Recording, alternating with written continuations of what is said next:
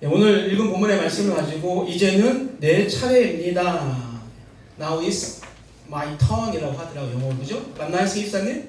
네. 오늘 이 말씀을 가지고 정말 우리가 해야 될 것이 무엇인지에서 다시 한번 고민하는 그런 시간 되어지길 원하고, 또 인선이가 옆에 또 가서 이렇게 통역을 해주니까 좋네요. 네. 감사합니다. 여러분, 오늘 본문은요, 처음 교회가 세워질 때부터 기념한 거룩한 성례인 성찬식, 즉 성만찬의 유래에 대한 그런 말씀입니다. 예수님께서 6월절 만찬을 통해서 새로운 성만찬을 제정하신 그런 역사적인 사건에 대한 이야기를 오늘 우리가 읽고 함께 하려고 하는 것입니다. 여러분, 6월절은 이스라엘 백성들이 400년간 노예 생활을 끝내고 애굽을 탈출한 일을 기념하는 그런 축제일입니다. 우리가 아는 것처럼 애굽에서 10가지의 재앙이 있었잖아요. 그래서 마지막 재앙이었던 그 장자의 죽음에서 어린 양의 피를 우슬초에 묻혀서 좌우 문설주와 임방에 바른 집은 그 하나님의 10번째 재앙이었던 장자의 죽음을 피할 수가 있었습니다. 그래서 패스오버라고 해서 그 넘어간 그 일을 기념하는 것이 바로 6월절입니다. 결국은 어린 양의 피가 이스라엘 백성들을 장자의 죽음으로부터 살리신 것과 오늘 세상자를 지고 가는 어린 양 대신 그 예수님의 성만찬을 통해서 우리가 다시 살아나는 것, 죽음으로부터 영원한 생명을 얻게 되는 것은 그래서 같은 맥락의 이야기라고 볼 수가 있습니다. 여러분, 성찬식, 성만식은요, 개혁교회에 있어서 행하는 두 가지 중요한 예식 중에 하나입니다. 하나는 세례이고 하나는 성만찬인 것이죠. 그래서 개혁교회에서는 이 세례는 일생에 단 한 번만 하는 그런 예식이라고 한다면, 성만찬은 우리 주님께서 나를 기념하라 라고 하신 그 말씀을 따라서 주님이 다시 오시는 그날까지 우리가 계속 반복해서 해야 하는 것이 바로 또한 성만찬이기도 합니다. 여러분, 제자들에게 우리 지난주에 살펴본 것처럼 6월절을 준비하게 하신 하나님 예수님은요, 준비된 그 다락방에서 제자들과 함께 6월절 만찬을 하세요. 그리고 6월절 만찬 도중에 오늘 성찬 의식을 새롭게 만들어가고 있는 것이죠. 우리 22절을 한번 같이 읽어볼까요? 그들이 먹을 때에 예수께서 떡을 가지사 축복하시고 떼어 제자들에게 주시며 이르시되 받으라, 이것은 내 몸이니라 하시고. 아멘. 여러분, 6월절 음식을 먹는 중에 떡을 가지시고 축복하신 후에 떼어서 제자들에게 주시면서 이것은 내 몸이니 받아라 라고 하죠. 다른 공간 복음을 보면 먹어라 라고 이야기합니다. 여러분, 이스라엘 백성들은요, 6월절 식사 중에 통상적으로 떡을 떼면서 잔을 나누면서 축복 기도를 했습니다. 그 내용은 주 우리 하나님, 당신은 복되십니다. 세상의 왕이시며 이 땅에 떡, 빵을 보내주신 분입니다. 그러나 여기서 예수님이 지금 하셨던 축복 기도는 그런 통상적인 기도라기보다는 예수님께서 떡을 떼어 주고 그 떡을 먹는 자들에게 그런 인간이 주는 떡의 그런 맛이 아니라 영적인 은혜를 체험하게 해달라고 하는 그런 기도라고 보는 것이 좋을 것 같습니다. 그리고 우리가 성만찬에서 나누는 떡과 포도주에 대한 여러 가지 견해가 있어요. 먼저 카톨릭이라고 하는 천주교에서는 그 성찬식에서 사용하는 떡과 포도주가 그 나누는 그 순간에 실제 예수님의 몸과 예수님의 피로 바뀐다라고 하는 화채설이라고 하는 것을 그들은 주장을 합니다. 그리고 루터교는 성찬에서 사용하는 그 떡과 그 잔 안에 그 떡과 잔과 함께 공존한다라고 해서 공제설을 그들은 또한 주장합니다. 그러나 우리는 개혁교단이라고 하는데, 우리가 속한 개혁교단은 떡과 포도주가 당시 정말 예수님의 몸과 피로 바뀌는 그런 화채설도 아니고 함께 공존하고 있는 그런 공제설도 아니고 떡을 떼어서 먹고 마시는 그 순간 떡과 포도주에 성령님이 영적으로 임재한다고 하시는 영적 임재설을 우리는 따르고 있습니다. 그래서 개혁교단이 말하는 것처럼 성찬식 때 나누는 이 떡은요, 우리의 죄를 위해 찢기신 예수님의 몸을 상징하고 그 떡에 예수님께서 영적으로 임하신 것이라 할 수가 있어요. 여러분, 예수님의 복음서를 보게 되어지면 자신을 표현할 때 많은 은유적인 표현을 사용하는 걸 봅니다. 나는 생명의 떡이다. 나는 길이요 진리요 생명이다. 오늘 우리 요한복음에서 볼 거지만 나는 양의 문이다 라고 말씀하시죠. 그래서 화채설처럼 그 순간 예수님이 뭐 떡이나 길이나 양의 문으로 바뀌는 것이 아니라 은유적인 표현인 것이죠. 그래서 그 떡과 포도주를 우리가 먹는 순간 예수님의 생명이 우리에게 전가되는 그런 축복을 우리는 누릴 수가 있는 거예요. 왜? 그 안에 성령이 임재하고 있기 때문입니다. 여러분, 그렇다면 가룟 유다는, 예수님을 팔았던 가룟 유다는 성만찬에 참석을 했을까요? 안 했을까요? 자, 했다고 생각하시는 분은 왼손, 안 했을 거라고 생각하시는 분 오른손 한번 들어볼까요? 네, 좀 순진하게 드시는 분들이 있어요. 여러분, 왼손을 드신 분도 맞고 오른손을 드신 분도 맞아요. 요한복음 13장을 보게 되어지면 가룟 유다는 분명히요, 예수님으로부터 떡을 받아요. 예수님으로 떡을 받았다는 것은 성만찬에 참석했다라는 것이죠. 그런데 요한복음 13장 30절을 보면 이렇게 나와요. 우리 같이 한번 읽어볼까요? 읽겠습니다. 유다가 그 조각을 받고 곧 나가니 밤이러라. 아멘. 여기서 조각은 떡이겠죠. 여러분, 요한복음을 보게 되었지만 가룟 유다는 예수님으로부터 떡은 받았지만 먹었다라는 말이 없어요. 결국 성만찬에 참석은 했지만 또한 성만찬에 함께 동참한 것은 아니라는 거예요.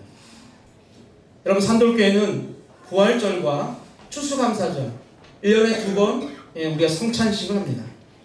그때 세례를 받은 사람 이상은 모두가 참여할 수 있는, 그래서 참여에 제한을 두고 있지는 않아요.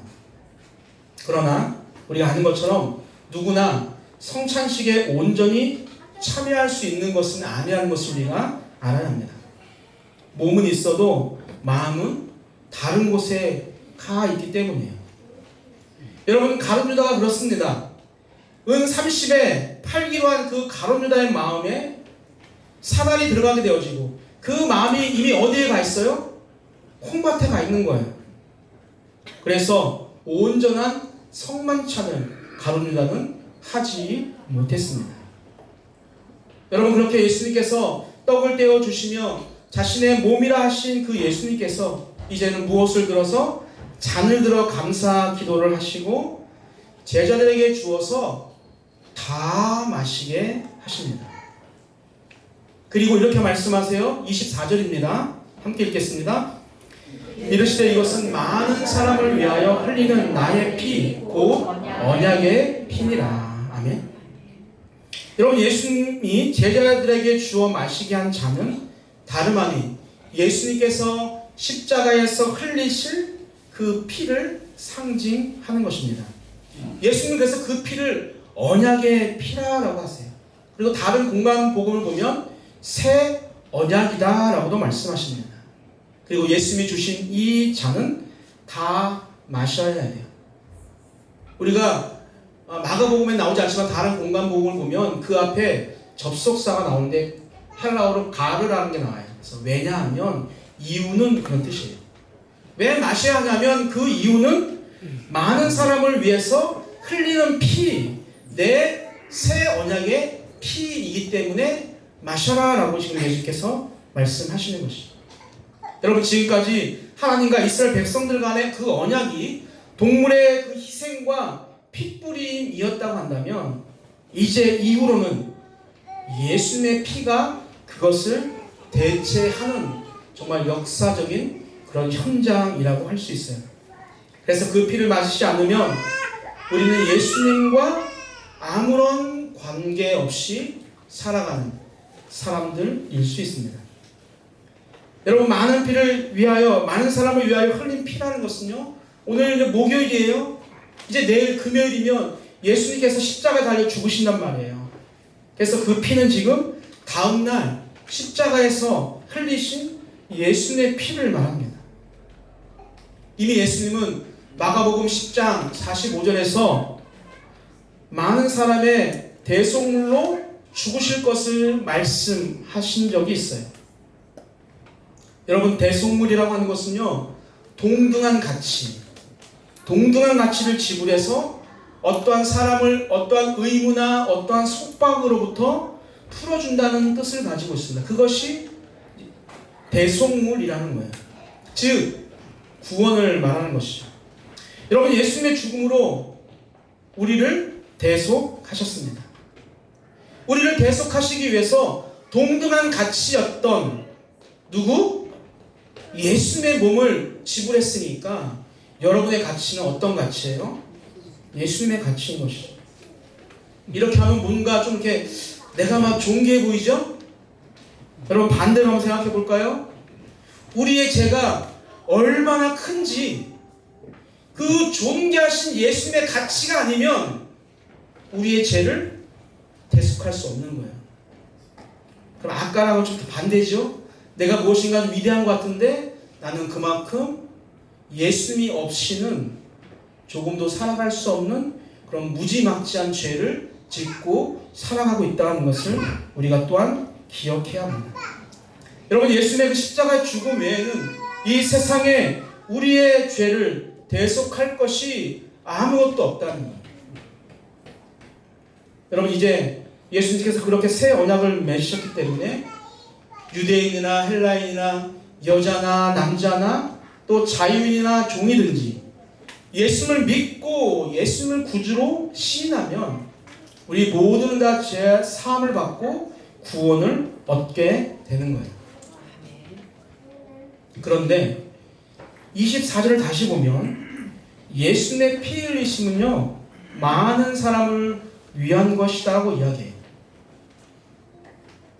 판테라고 하는 전체가 아니라 플론이라고 하는 많은이라는 그런 뜻입니다. 즉, 이 말은 예수님의 피 흘리심이 모든 사람의 죄사함으로 이어지지 않는다는 의미예요. 그러나 예수님의 그 십자가의 피의 능력이 한계가 있거나 그 예수님의 죽음이 흠이 있어서는 아닙니다. 베드로서 3장 9절, 디모데전서 2장 4절을 보게 되어지면 예수님은요, 우리 때문에 오래 참으세요. 아무도 멸망하지 않고 모두가 회개하고 구원받기를 원하셔요.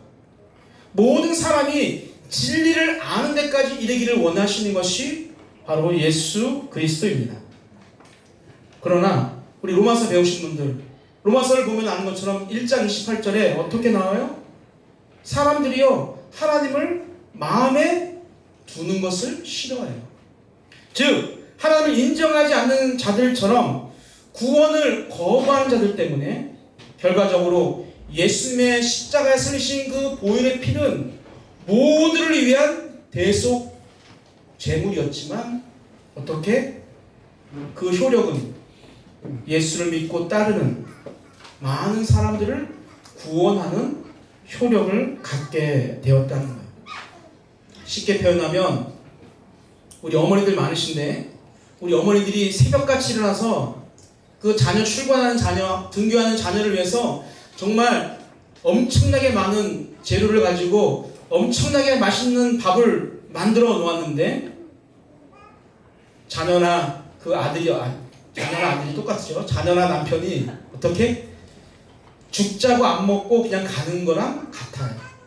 그럼 그 음식은 효과가 없는 것이죠.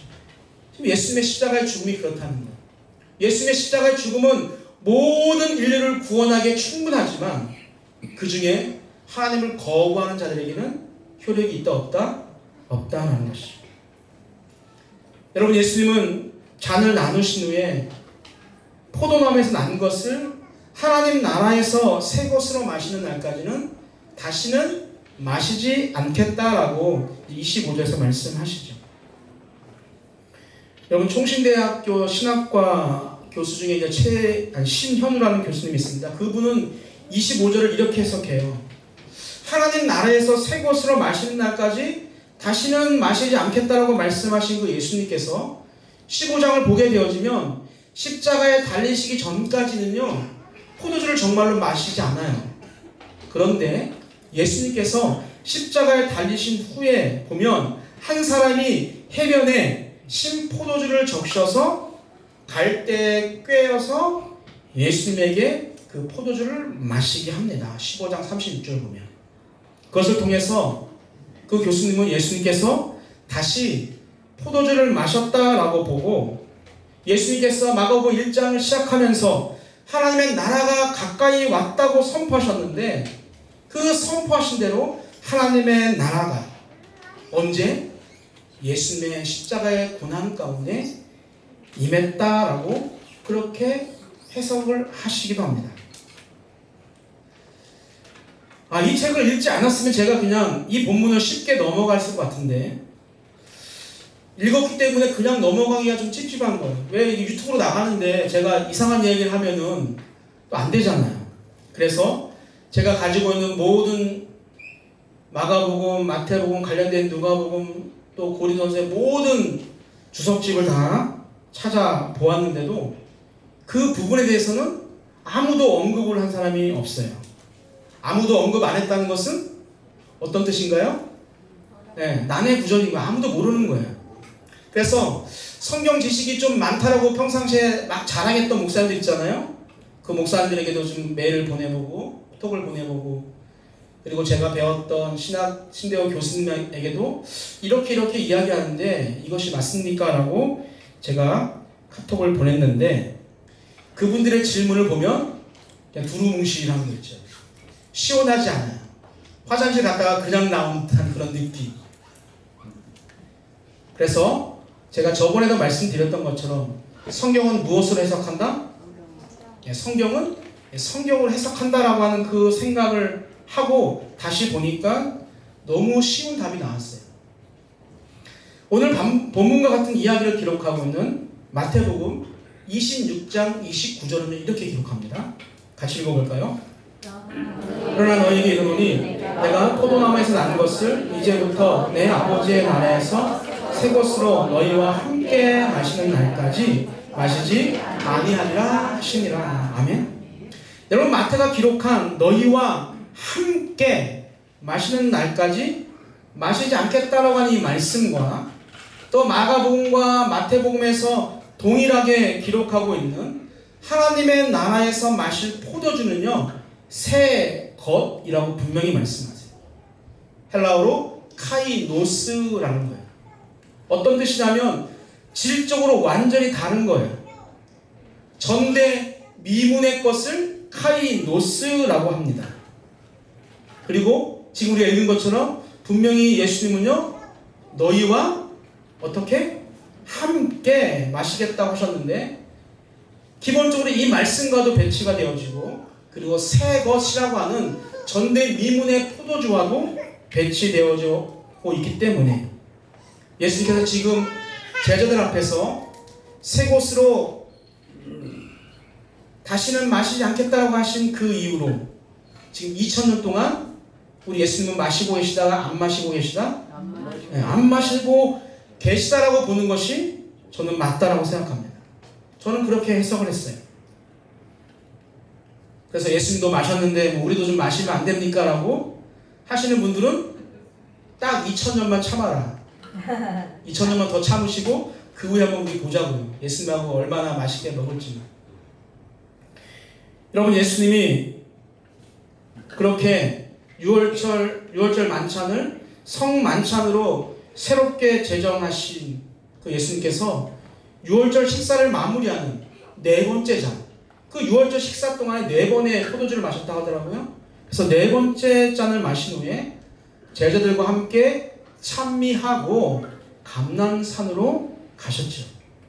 여기서 찬미했다고 하니 찬미는 찬양은 어떤 것이냐면 그 할렐 모음집이라고 하는 시편 113편부터 118편을 의미합니다. 그래서 이 후반부에는 무엇을 찬양했냐면 시편 115편부터 118편을 찬양했을 거라고, 이건 공동의 의견이야. 모두가 다 그렇게 이야기합니다. 그렇게 찬양하시고 감람산으로 가신 이유는 다른 이유가 아니라 기도하시기 위해서 감람산으로 가시죠. 여러분, 예수님이 6월절 만찬을 하시면서 새롭게 제정하신 성만찬에 대해서 우리가 잠시 살펴봤습니다. 오늘 말씀을 통해서 여러분과 함께 나누고 싶은 것은요, 우리도 예수님처럼 살과 피가 되어야 한다는 거예요. 여러분, 살과 피가 된다는 것은요, 희생이라는 거예요. 더 나아게 되어지면 우리는 죽어야 한다는 거예요. 예수님의 희생과 죽음으로 우리는 그 하나님을 아버지라고 부를 수 있었고, 우리는 영원한 생명을 얻게 되었고, 우리는 완전히 새로운 삶을 살게 되었습니다.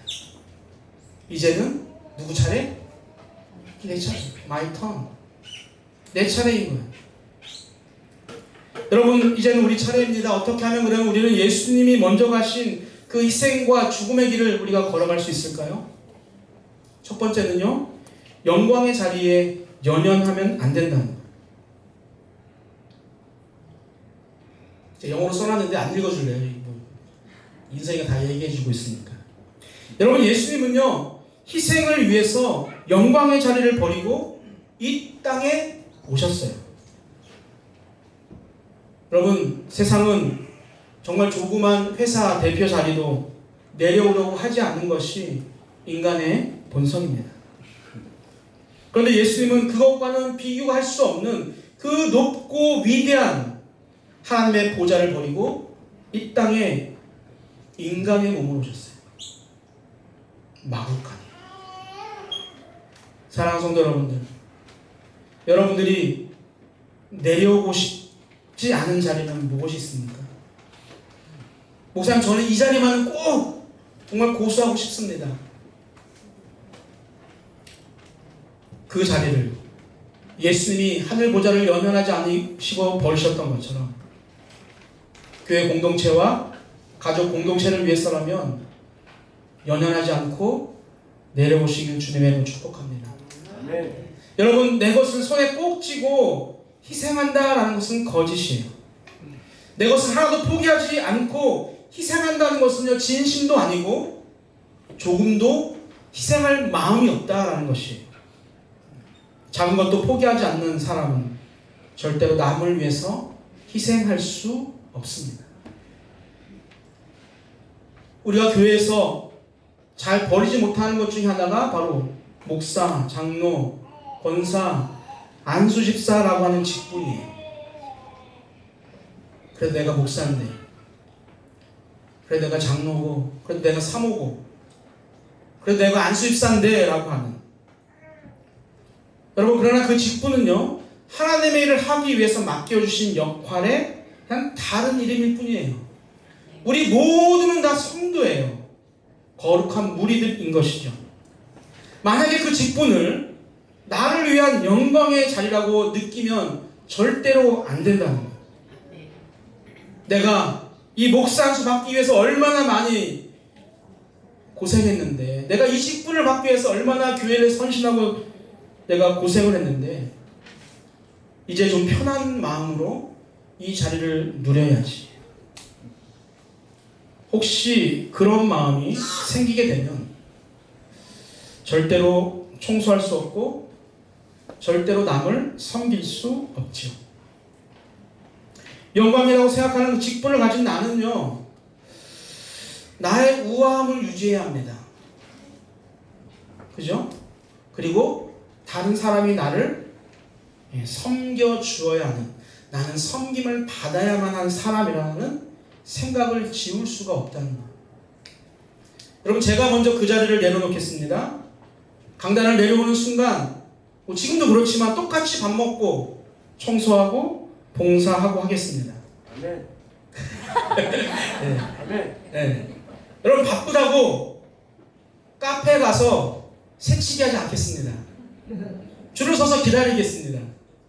됐나요? 네. 여러분들도 자리에 연연하지 않고 다 내려놓음으로 하나님 나라의 확장을 위해서 희생에 동참하기를 주님의 이름으로 축복합니다. 한 가지만 더 보겠는데 어떻게 하면 우리는 예수님의 희생과 죽음의 길을 따라갈 수 있을까요? 너무 많이 들었던 말입니다. 두 번째는요, 사랑해야 합니다. 예수님이 이 땅에 내려오시겠다고 하는 그 생각부터 우리를 위해 십자가를 지셔야겠다라고 생각했던 그 순간까지 여러분 사랑이란 단어가 없으면 절대적으로 이것을 설명할 수가 없어요. 우리를 사랑하셨기 때문에 그 하늘 아버지의 품을 버리고 이 땅에 오실 수가 있었습니다. 우리를 사랑하셨기 때문에 아무도 지고 싶지 않는 그 십자가를 우리 예수님이 지셨어요.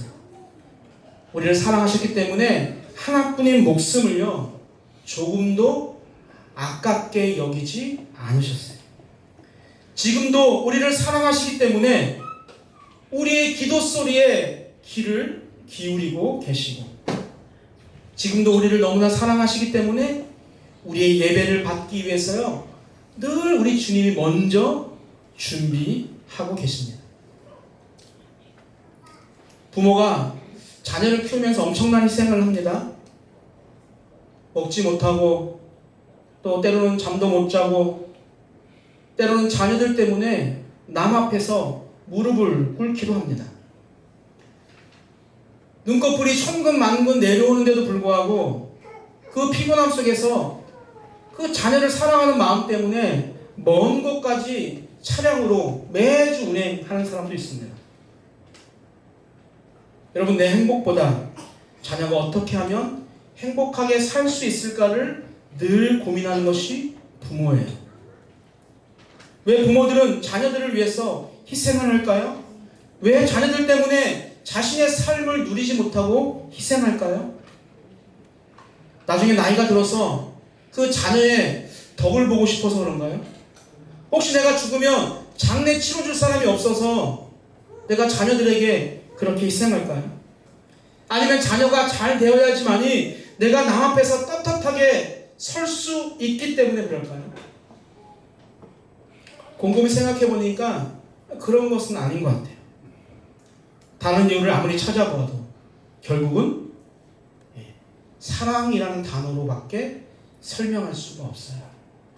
부모 안에 있는 사랑이 그렇게 희생하게 하고 그렇게 무릎 꿇게 하고 그렇게 먼 길을 오가게 하고 그렇게 마지막까지 자녀를 품는 것이죠. 우리는 함께하는 산돌의 공동체입니다. 함께하는 성도들끼리도 이런 사랑이 우선이 되어야 합니다. 여러분, 우리 안에 사랑이 있으면 우리가 지금 겪고 있는 우리들의 문제는요 하나도 문제가 되지 않아요. 사랑이 우리 안에 가득하면 지금과는 비교할 수 없는 정말로 행복하고 즐거운 신앙생활을 할 수가 있습니다. 물론 지금도 여러분들의 그 사랑 때문에 잃었던 신앙을 되찾고 정말로 끝 모르게 떨어져 있던 그 자존감을 찾는 성도님들이 우리 주변에 많이 있어요. 그러나 여기서 멈추는 산돌교회가 아니라 더욱더 사랑의 크기를 키워서 어느 누가 찾아올지라도 그 큰 사랑으로 품을 수 있게 되기를 주님의 이름으로 축복합니다. 예수님이 이 땅에 영광의 자리를 버리고 오셨습니다.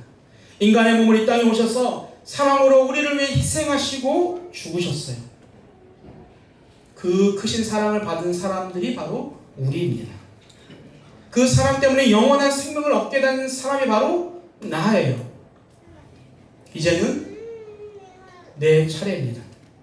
받은 희생과 사랑을 내 안에 간직하는 것으로 만족하면서 멈추는 자가 아니라 그 희생과 죽음의 길을 포기하지 않고 걸어가셨기 때문에 우리가 영광의 자리로 옮겨졌던 것처럼 이제는 내 차례라는 것을 잊지 않고 희생과 사랑의 길을 걷는데 앞장선 우리 산돌의 모든 식구들이 되기를 주님의 이름으로 축복합니다. 아멘.